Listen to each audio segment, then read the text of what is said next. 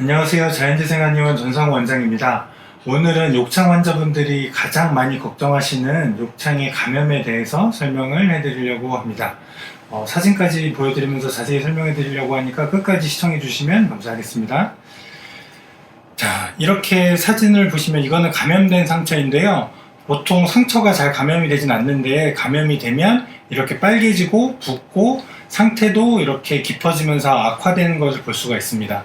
욕창도 상처이기 때문에 감염이 됐을 경우에는 악화될 수도 있고 또 여러가지 합병증들이 생길 수 있어서 오늘은 감염이 됐을 때 어떤 증상들이 생기는지 어떻게 예방해야 되는지 이런 것들 잘 보시면 좋겠습니다.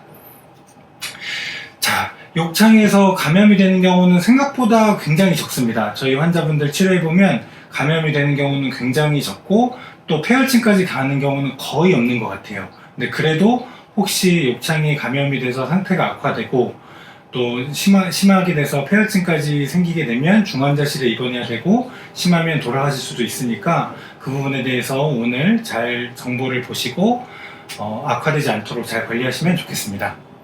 폐혈증은 신체가 감염에 대해서 과도한 반응을 일으켜서 생명이 위협되는 상태다. 그리고 그 부분적으로 상처 주변에 있는 국소적인 범위를 넘어서서 온몸으로 염증 반응이 퍼지는 상태다. 이렇게 설명을 하고 있고요.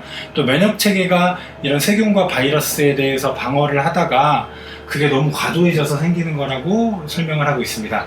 그래서 쉽게 생각하면 면역물질들이 세균하고 이렇게 싸우다가 지쳐가지고 쓰러지거나 아니면 또 너무 일을 많이 하다가 세균이 아니라 내 몸에 있는 다른 부분까지 공격하게 되는 그런 상태가 폐혈증이라고 볼 수가 있겠습니다.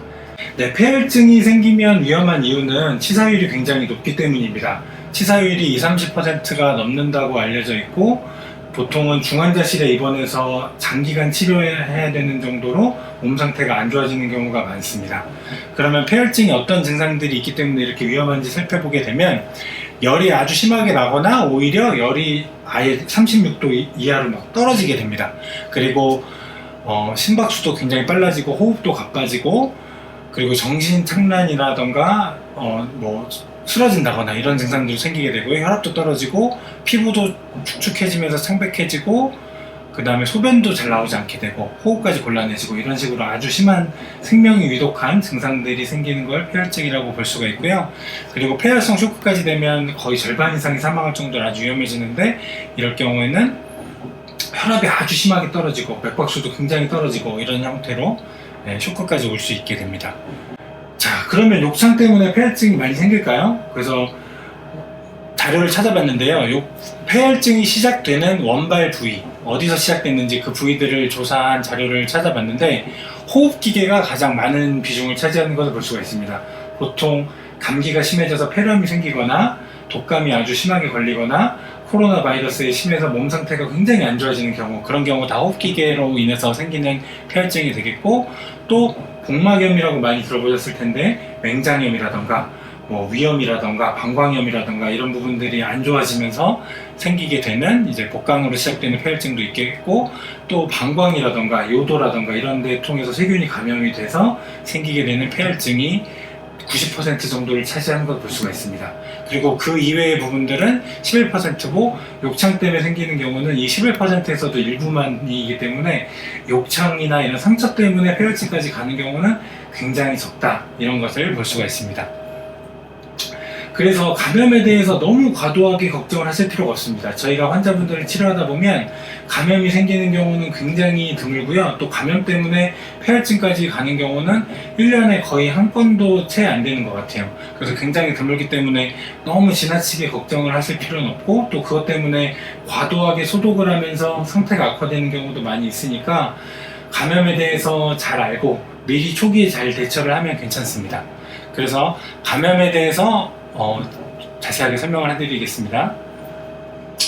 감염이 되면 나타나는 증상 크게 이렇게 5가지로 이거는 외우고 계셔도 괜찮을 것 같습니다. 홍종, 열통, 농, 이렇게 5가지 증상이 되는데요. 홍, 빨개진다. 종, 부종, 붓는다.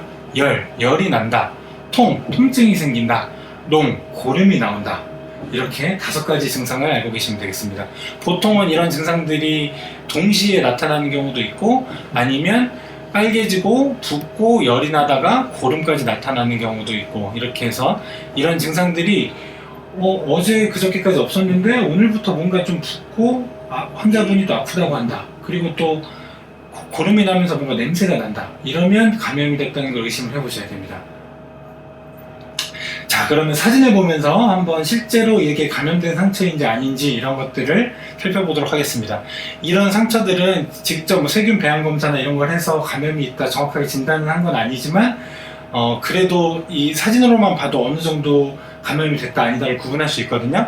그래서 사진을 보면서 우리 가정에 계신 환자분들하고 비교를 해보면서 판단을 해보시면 좋겠습니다. 이렇게 두껍게 이렇게 딱지같이 이렇게 있고 살짝 노랗게 보이는 경우, 그리고 여기는 노랗게 뭔가 흐물흐물한 게 보이기도 하죠. 그리고 여기는 새까맣게 뭔가 딱지 같은 게 아주 두껍게 보이기도 하고, 이런 경우는 다 심한 욕창 상태이긴 하지만 감염까지 된 경우는 아닙니다. 그래서 감염이 된 경우는 이렇게 상태가 변하게 되는데요. 이런 경우는 감염은 됐지만 이게 계속 퍼지고 있는 상태라던가 아주 심한 상태는 아니고 감염이 됐다가 가라앉고 있거나 감염의 초기 상태라고 보시면 되겠습니다. 그래서 보시면 공통적인 특징이 약간 아까 앞에서 이렇게 노랗게 보이는 경우와 다르게 약간 녹색, 회색, 검은색 이런 것들 확인할 수가 있고요. 그리고 이렇게 뭔가 촉촉하게 물기가 많습니다. 이런 경우는 이게 고름이 나오는 건데요. 진물하고 다르게 고름은 색깔도 탁하고 냄새도 많이 나고 양도 많고 그런 특징을 가지고 있습니다. 다음 사진을 보시면서 고름이 어떻게 되는지 더 자세히 보실 수 있고요. 그래서 이렇게 약간 녹색, 회색 이렇게 상처가 보인다. 어제까지 괜찮았는데 오늘부터 갑자기 뭔가 좀 안 좋다. 그리고 주변에 좀 빨갛게 보인다. 부었다.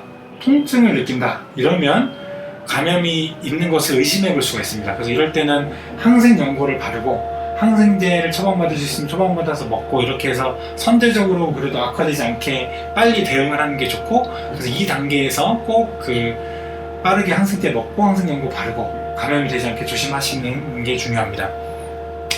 그리고 이런 경우들을 보면 이거는 감염이 됐다는 것을 아주 강하게 의심할 수 있는 경우가 되겠고요. 여기서 보시면 이거는 녹색이나 검은색이 굉장히 많이 보이게 되고 수분도 굉장히 많이 보이고 냄새도 많이 나고 주변이 빨갛고 부은 것을 볼 수가 있습니다. 그리고 이게 전형적인 고름의 형태인데요. 진물하고 다르게 색깔이 탁하고 끈적하고 양도 많고 냄새가 굉장히 많이 납니다. 방 안에 냄새가 퍼질 정도로, 퍼져서 막 30분, 1시간 동안 안 빠질 정도로 그렇게 아주 심한 냄새를 나는 게 이런 게 고름이고요. 그리고 이 환자분도 이 상처를 열어봤는데 이렇게 고름이 쭉 흘러나와서 이렇게 축축하게 막 젖어 있는 것을 볼 수가 있고, 안쪽도 흐물흐물하게 고름이 많이 있고 주변도 붓고 빨갛고 아파하고 이런 것들이 전형적으로 감염이 됐다. 그래서 이 정도가 되면 빨리 큰 병원급의 의료기관에 가서 주사도 맞고 입원해서 그 항생제 치료를 꼭 받아야 되는 그런 상태가 되겠습니다. 다시 정리해서 말씀드리면 이렇게 노랗게 보인다고 해서 감염이 아니고 이렇게 녹색, 회색, 검은색, 그리고 이제 고름이 뭔가 살짝 비친다, 진물의 색깔이 안 좋아졌다, 냄새가 난다, 이렇게 되면 감염의 초기 증상이라고 볼 수가 있고요. 이렇게까지 고름도 아주 심하게 나고 열이 많이 나고 줄줄 흐를 정도로 고름이 많이 난다, 그러면 꼭 큰 병원에 가서 치료를 받으셔야 됩니다. 자, 그럼 다시 정리해서 말씀을 드리면 빨개지고 붓고 열이 나고 아프고 고름이 나온다. 홍, 종, 열, 통, 농, 이런 증상들이 생기면 감염이 생겼을 수 있겠다. 그러면 빨리 항생제를 먹거나 항생 연고를 바르거나 아니면 근처 병원에 가서 진료를 받으시거나 이렇게 꼭 하셔야 되고요. 저희 한의원에서 치료받고 있는 분이라면 이런 증상들이 생기면 꼭 사진을 찍어서 증상과 함께 카카오톡으로 얘기를 해주시면 저희가 보고 어떤 상태인지 보고 말씀드리도록 하겠습니다. 자, 저희 한의원에서는 이렇게 한약으로 만든 연고로 욕창을 치료하는데요.